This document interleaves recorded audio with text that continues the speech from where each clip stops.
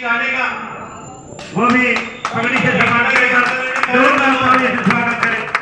लेकिन जैसे पहले कारण के बारे में सुरजीत चंदू जी ने बताया कि एक और बड़ा कारण है आने वाली 22 तारीख से हरियाणा में चौधरी अभय सिंह जी ने संकल्प लिया है कि परिवर्तन पदयात्रा की शुरुआत होने जा रही है। और इस पदयात्रा को परिवर्तन पदयात्रा इसलिए कहा गया है क्योंकि आज हरियाणा प्रदेश के अंदर सबसे ज्यादा जरूरत है परिवर्तन की। आज अपने हरियाणा में कहीं चले जाओ, कोई ऐसा महकमा नहीं है, कोई ऐसी जमात नहीं है, कोई ऐसा वर्ग नहीं है तो हरियाणा सरकार से तंग आया हो।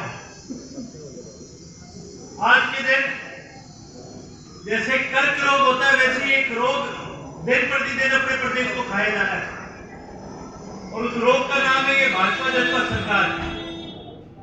दिन प्रतिदिन हरियाणा को जैसे दीमक एक पेड़ को छोटा कर देती है, ये सरकार इस प्रदेश को छोटा करने का काम कर रही है।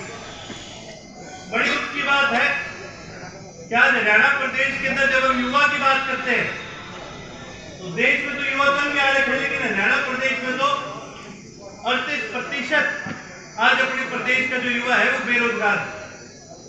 ये 38% कोई छोटा आंकड़ा नहीं, आप नहीं समझो, हर 100 में से 38 बालक आज के दिन बेचारे बेरोजगार। और कई परिवारों में जिनमें एक लड़का है वो भी आज बेरोजगार है, वो पूरे का पूरा परिवार है। आज उस परिवार का गुजारा नहीं चल रहा। उसके अलावा गर्मी हो रही थी, कोई नहीं, आपने तो आवाज है मेरी ना केवल ये बल्कि आप खिलाड़ी की बात करें तो खिलाड़ी परेशान हो रखे हैं सरकार। अपने देश के लिए एक बड़ी गर्व की बात है कि हमारे देश के जो पहलवान पूरे विश्व में हरियाणा के और भारत के पहलवानों का एक नाम है कि इस देश के जो पहलवान है इनसे बढ़िया पहलवान कोई हो नहीं सकते। लेकिन बड़े दुख की बात है कि जिन पहलवानों ने इस देश के लिए इतना हमारा घर बढ़ाने का काम करा, इतने पदक जीतने का काम करा, जितना हमारे इस देश का मान सम्मान बढ़ाने का काम करा, आज उनके साथ भी नाइंसाफ हो रहा है। जो किसान दिन रात मेहनत करता है, इस देश का पेट भरने का काम करता है, आज उनके साथ नाइंसाफी हो रही है। और तो और जो जनता के चुने हुए जो साथी है, जो हमारे प्रदेश के सरपंच है, आज उनके साथ भी नाइंसाफी हो रही है। सरकार एक तरफ तो पैसे खाने का काम करती है, दूसरी तरफ कहती है कि ये सरपंच खराब है, इन्हें कमजोर कर दो। मैं तो आपने एक चीज कहूंगा, कई मेरे बुजुर्ग साथियों ने याद होगा जब चौधरी ओम प्रकाश चौटाला जी मुख्यमंत्री होया करते थे तो उनकी एक आदत थी, उनका ये मानना था कि अगर गांव में सही तरीके से विकास होगा तो प्रदेश का अपना विकास हो जाएगा। उसका मुख्य कारण जल्दी शुरू होने वाली चौधरी अभय सिंह जी की परिवर्तन पदयात्रा के इस प्रकार से साथी इसके अंदर ज़्यादा से ज़्यादा जुड़ सके और क्या इसकी रूपरेखा रहेगी, इन चीज़ों को ध्यान में रखने से मीटिंग रखी। साथ ही साथ हमारी जो युवा कार्यकारिणी उसके जल्दी चुनाव होने जा रहे हैं और आज के माध्यम से उसके चुनाव कराए जाएंगे, उसके बारे में युवा साथियों को आज देखिए। सबसे ज़्यादा एक चीज़ इस बजट से जो साफ होता है वो ये है कि ये जो सरकार ये ना तो किसी प्रदेश का भला करना चाहती है, ना ही किसी प्रकार की ऐसी कोई पॉलिसी बनाना चाहती है जिससे लोगों को फायदा हो। ये एक ऐसी सरकार है जो केवल और केवल उद्योगपतियों को फायदा दिलाने का काम करती है। हरियाणा देश की राजधानी दिल्ली को 3 तरफ से घेरा, फिर भी कोई भी इस तरह की इस प्रदेश को, हरियाणा प्रदेश को ऐसी कोई राहत नहीं मिली जिससे नई इंडस्ट्री आ सके, कोई भी ऐसी नई पॉलिसी नहीं आई जिससे हरियाणा को फायदा मिल सके। और ना केवल इस बजट में बल्कि इससे पहले भी भारत सरकार के जितने बजट हैं, अगर आप उन सबको देखेंगे तो हर बजट के अंदर इस तरह की ही नीतियाँ बनाई जाती है जिससे कोई बड़े उद्योगपति या कोई बड़े प्रदेशों को तो फायदा मिल सके, लेकिन हरियाणा हमेशा इन चीज़ों के अंदर पीछे है। पहले भी सरकार ने बहुत बार इस चीज़ का पीछे थे कि हम बहुत बढ़िया बजट बनाएंगे, बढ़िया बनाएंगे, लेकिन जो इनकी सोच में बढ़िया है वो जनता की सोच में बढ़िया नहीं है। और आज ये सरकार की जो सोच है वो जनता की सोच के साथ मिलती है। पहली बात तो जो खुद चोरी कर रहे हैं उनको तो ये चीज़ कहनी नहीं चाहिए। जिस पार्टी से देवेंद्र बबली जी हैं तो पार्टी मानेगी अपनी 10% के लिए।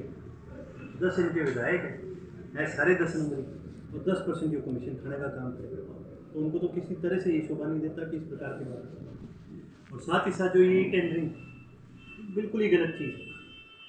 जो लोग जनता से चुन करके आए यदि आप उनके ऊपर इस तरह की रोक लगाए जिससे वो जनता का ही फायदा ना कर सके। गांव में कौन सा इनका मंत्री आता है इससे?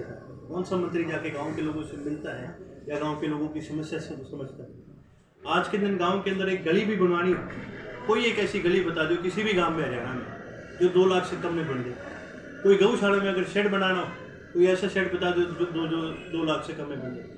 किसी भी प्रकार का गांव में अगर विकास का आप काम कराना चाहता है किसी भी बड़े पैमाने का, हाँ बस अड्डे पे अगर रंग रोगन कराने भले ही 2 लाख में हो जाए, उसके अलावा गांव के अंदर कोई ऐसा विकास का काम नहीं है जो इससे कम के अंदर हो। तो ये बड़ी निंदनीय चीज़ है और ये एक चीज़ साफ जाहिर करता है जिस प्रकार से PW डिपार्टमेंट के अंदर और डिपार्टमेंटों के अंदर ये 10% कमीशन खा करके जो ये टेंडर बांटने का काम करता है, आज ये साबित कर दिया कि इन्होंने तो पंचायतों को भी नहीं छोड़ा, देश की प्रदेश की पंचायतों से भी अब ये पैसे खाने का काम करता है। मैं बड़ी खुल करके एक बात कही कि CBI की जाँच जहाँ पर प्रदेश के एक मंत्री की इन्वॉल्वमेंट अब मान करके चलो सरकार तो उसकी मदद करने की कोशिश करेगी, लेकिन ये बहुत ही निंदनीय घटना है कि एक प्रदेश के मंत्री के ऊपर, खेल मंत्री के ऊपर जब इस तरह का आरोप लगता है तो उनका कोई हक नहीं बनता कि वो झंडा लहराए, ना उनका हक बनता है कि वो अपनी मिनिस्ट्री का चार्ज रखें। ना ही उन्होंने अपना चार्ज पूर्ण रूप से छोड़ा और ना ही उनके ऊपर किसी प्रकार की प्रक्रिया करी गई।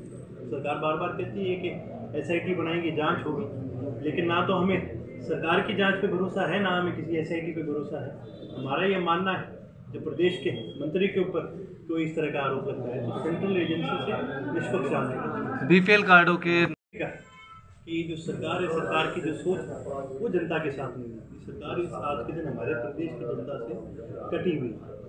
आज लोगों की क्या ज़रूरत है ना तो ये सरकार समझ सकती है और किस प्रकार से प्रदेश के अंदर विकास है ना इस बात पे ये सरकार समझती है। सरकार के लिए तो आज एक ही जो इनकी सोच है वो ये है कि लोगों की मदद करनी आप बंद कर दो और जो आज के उद्योगपति मित्र हैं आप उनकी मदद करनी शुरू कर दो। इस सरकार ने केवल और केवल हरियाणा प्रदेश के अंदर सिर्फ लूट मचाने का काम करना है और आम जनता को कोई ना कोई पॉलिसी से हमेशा कोई ना कोई उल्टी सीधी पॉलिसी ला करके तंग करना। देश में 1 साल से ज्यादा समय तक किसान आंदोलन चला। अभय सिंह चौटाला अकेले ऐसे नेता थे जो किसानों के समर्थन में इस्तीफा दिया। जींद में भी किसानों की महापंचायत हो चुकी है, लगातार किसान दोबारा से लामबंद हो रहे हैं। किसान कह रहे हैं कि हमें MSP के लिए दोबारा से आंदोलन करने की जरूरत है। आप इसे किस प्रकार से देखते हैं? जहाँ कहीं पर भी किसान फैसला लेते हैं किसी भी प्रकार का तो ना केवल मैं, ना केवल चौधरी अभय सिंह जी पर इंडियन नेशनल लोकदल का एक कार्यकर्ता पूर्ण रूप से उनके साथ खड़ा है। हम किसानों को ये नहीं बताएंगे आपने फैसला क्या लिया या कैसा लेना चाहिए, और हम एक चीज़ ज़रूर कहेंगे कि जो भी किसान साथी फैसला लेने का काम करते हैं पूर्ण रूप से, और ये बात हमें किसी को बताने की जरूरत नहीं है, पूर्ण रूप से हम उनके साथ करेंगे। यात्रा शुरू कर रही है, क्या देखिए कांग्रेस की जो यात्रा है किसी और कारण से, किस कारण से है उसका तो मैं नहीं कह सकता, वो कांग्रेस के साथ ही आपको ज़्यादा अच्छी तरह से बता पाएगी। और जो परिवर्तन यात्रा हरियाणा के अंदर जो रखी गई उसका एक ही उद्देश्य है कि प्रदेश के अंदर परिवर्तन लाया जाए, प्रदेश के साथी को एकजुट करा जाए और किस प्रकार से प्रदेश के अंदर विकास हो सके, किस प्रकार से प्रदेश के अंदर एक परिवर्तन ला करके प्रदेश के लोगों की एक सरकार बनाई जा सके, इस चीज़ के लिए ये यात्रा रखी गई। इस प्रकार पहले भी जननायक चौधरी देवीलाल ने न्याय युद्ध लड़ने का काम करा था और उसके तहत हरियाणा के लोगों को न्याय भी मिला। ये परिवर्तन यात्रा भी वही काम करेगी, हरियाणा के अंदर परिवर्तन लाने का भी काम करेगी और हरियाणा की जनता की सरकार बनाने का भी।